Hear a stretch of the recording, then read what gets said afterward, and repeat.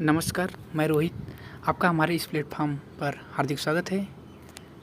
दोस्तों, आज का जो हमारा टॉपिक होने वाला है वो उत्पत्ति के आधार जानकारी के लिए बता दें। 4 प्रकार के होते हैं: तद्भव, तत्सम, देशज और विदेशज। उसी से हम 2 शब्द लिए हैं, 2 प्रकार लिए हैं, तद्भव एवं तत्सम। आपको बता दें कि तद्भव और तत्सम एग्ज़ाम का एक ऐसा टॉपिक है कि हर किसी न किसी एग्ज़ाम में जिसमें हिंदी पूछी जाती है उसमें एक क्वेश्चन तद्भव से, एक क्वेश्चन तत्सम से आपको ज़रूर देखने को मिलेगा। और ये फ्री का नंबर होता है, आपको बस थोड़ा सा ध्यान देना रहता है। अगर आप थोड़ा ध्यान दे लिए आपका नंबर इसमें कंफर्म हो जाएगा। और आप अगर लगातार कंपटीशन एग्ज़ाम दे रहे हैं तो आप खुद ही जानते होंगे कि एक नंबर का क्या महत्व होता है। इसीलिए हम ये कोशिश करेंगे कि आपको जहाँ जहाँ गलतियाँ हों वहाँ आपको हिंट देते चलें। आप उसको ध्यान दीजिएगा ताकि गलती ना हो, एग्ज़ाम में एक अच्छा स्कोर सुनिश्चित हो। चलिए हम बात कर लेते हैं तद्भव और तत्सम के बारे में। तत्सम की जो परिभाषा होती है, संस्कृत अथवा पाली के वे शब्द जो अपनी मूल अवस्था में अर्थात ज्यों के त्यों प्रयुक्त होते हैं वो तत्सम कहलाते हैं। माने जो संस्कृत भाषा का शब्द है वो तत्सम शब्द है। तद्भव संस्कृत अथवा पाली के वे शब्द जो अपनी मूल अवस्था से बिगड़ कर हिंदी में प्रयुक्त होते हैं वो तद्भव कहलाते हैं। माने जो शब्द अपनी मूल अवस्था से हट जाता है वो शब्द तद्भव कहलाता है। एक प्रकार से कहिए तो तद्भव अशुद्ध और तत्सम शुद्ध शब्द। ठीक, नेक्स्ट चलते हैं। अब आगे देखिए तत्सम जो है इसका संधि विच्छेद करेंगे। तत् प्लस सम, तत् उसी के, सम माने समान अर्थात संस्कृत। माने तत्सम जो है ये संस्कृत भाषी शब्द है, संस्कृत शब्द है। और तद्भव देखिए, तत् प्लस भव माने उसी से उत्पन्न अर्थात माने संस्कृत से जो उत्पन्न होता है अर्थात उसी से उत्पन्न अर्थात हिंदी, वो तद्भव शब्द है। अब देखते हैं कि पहले संस्कृत भाषा आई थी, संस्कृत के बाद पाली भाषा आई थी, पाली के बाद प्राकृत भाषा आई थी, प्राकृत के बाद अपभ्रंश आया था, अपभ्रंश के बाद हिंदी आया था। आपको जानकारी के लिए बता दें, अक्सर पूछा जाता है हिंदी की आदि जननी। हिंदी की जब आदि जननी पूछा जाए तो आपको बताना है हिंदी की आदि जननी संस्कृत है। अब पूछा जाए हिंदी की जननी तो आपको बताना है वो अपभ्रंश है। दोस्तों, ये दोनों पॉइंट आप ज़रूर नोट करिएगा। अब आगे चलते हैं कि तद्भव से तत्सम बनाने के कुछ नियम हैं। उन नियमों को आप जानते रहिए दोस्तों। अगर आप उन नियमों को जान रहे हैं तो आसानी से बता सकते हैं कि कौन सा शब्द तद्भव है और कौन सा शब्द तत्सम है। चलिए देखते हैं पहला नियम जो है, नियम नंबर 1 कि अनुस्वार और चंद्रबिंदु का नियम। अक्सर जो अनुस्वार अंग होता है वो तत्सम होता है और चंद्रबिंदु जो होता है वो तद्भव होता है। जैसे इसमें कुछ हम उदाहरण देख लेते हैं। जैसे चाँद तद्भव शब्द है, उसका तत्सम चंद्र होगा। चाँदनी भी तद्भव है, उसका तत्सम चंद्रिका होगा। लंगोट का तत्सम लिंगपट होगा। और सांझ का तत्सम संध्या होगा। और बाँझ का तत्सम बंध्या होगा। नेक्स्ट नियम नंबर 2 पे चलते हैं। नियम नंबर 2 क्या कह रहा है? व और ब का नियम, अर्थात जो व है वो तत्सम होता है और जो ब है वो तद्भव होता है। जैसे बारात का तत्सम वरयात्रा, बहिरा का तत्सम वधीर, बौना का वपन और बौना का वापन, भिक्षु का वृश्चिक और बंदर या बानर का वानर, बैल का वलिवर्द, बहू या पत्नी का वधू। एग्जाम में के लिए इसमें वधू वाला आप नोट कर लीजिएगा। और बारात वरयात्रा।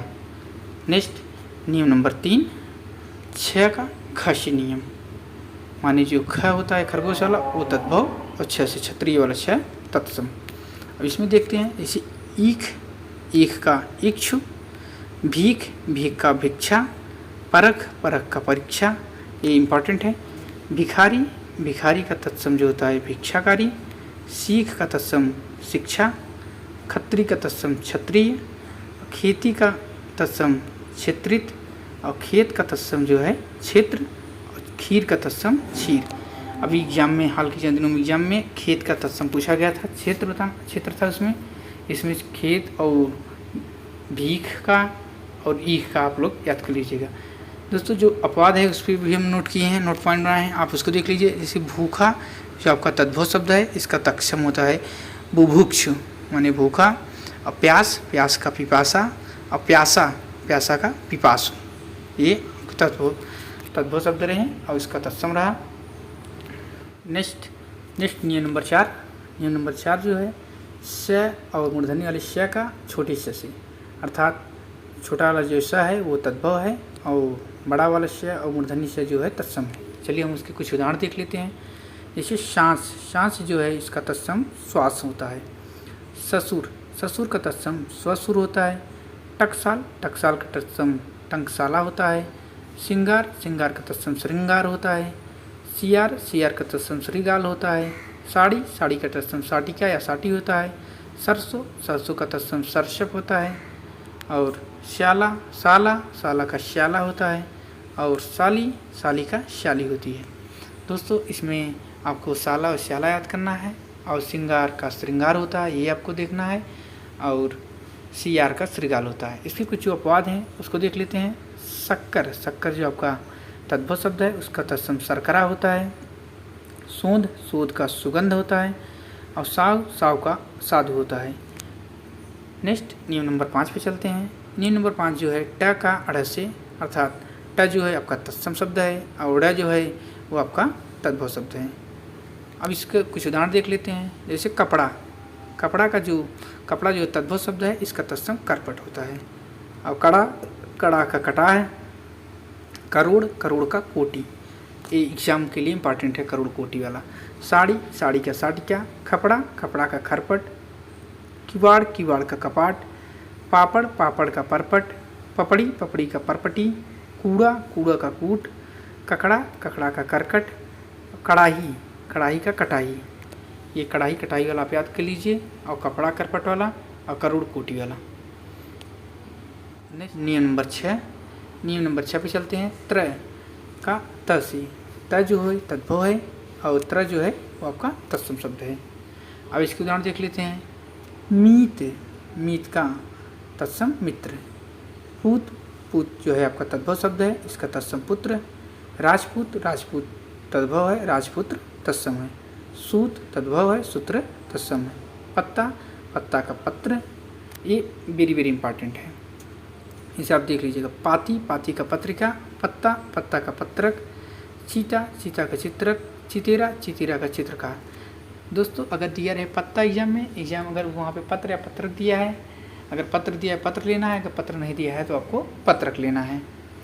और आपको बता दें कि ये जो नियम है आपके एग्ज़ाम के लिए काफ़ी हेल्पफुल रहेंगे। अभी दोस्तों अगले वीडियो में 2-3 नियम और बचे हैं, हम उनके बारे में और कुछ तद्भव तत्सम के महत्वपूर्ण शब्द हैं जो अक्सर एग्जाम में देखने को मिलेंगे, हम उनको लेकर वीडियो बनाएंगे अगले दिन। दोस्तों वीडियो आपको कैसा लगा कमेंट सेक्शन में ज़रूर मेंशन करिएगा।